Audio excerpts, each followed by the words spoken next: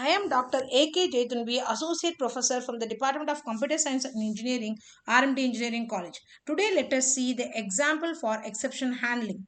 So, you all know that in the exception handling, we'll be having try, catch, and throw. So, in this program, what will happen is I'm going to find, that is, I cannot divide any number by 0. So if it is 0, it is an exception handling concept. So what I do is I declare three numbers, right, and the result is float.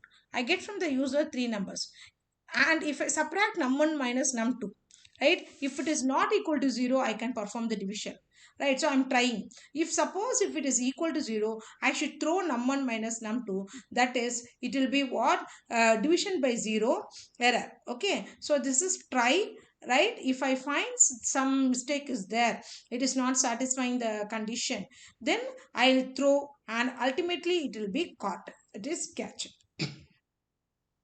Let us see another example, that is voting system.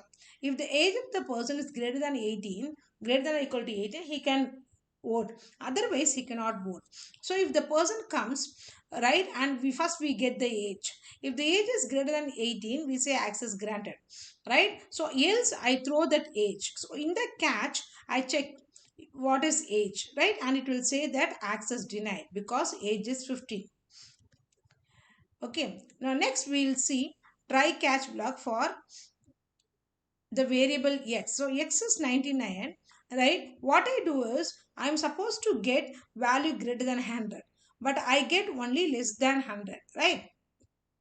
So in that case, I check if x is less than 100, I throw x, right? So what I do is it will go to caught, then exception caught in the catch block it will come. That is, it needs a value x whose value should be, right, greater than 100, right? Next, so here we have an example where I get first number, second number, and the result. I get from the user first number and second number. It is of integer data type.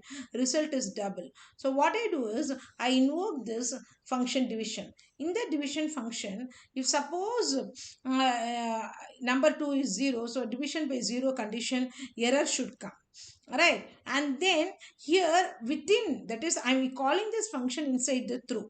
If suppose if it is not able to do the division, then what I'll do is I'll display this message, right? That is, I'm catching that message, I'm displaying, and then I display the error message, result of division is undefined, right? Otherwise, even I can say errors inputs are not valid for division operation. So you are supposed to give the denominator as the positive value, right? So now here what will happen is, if num1 num2 is 0, we say throw 0. Num2 is 0 means we throw the message. If num2 is 1 means we will throw 1 minus 1. Ultimately I need the division answer, right? This is an example of it. Thank you, students.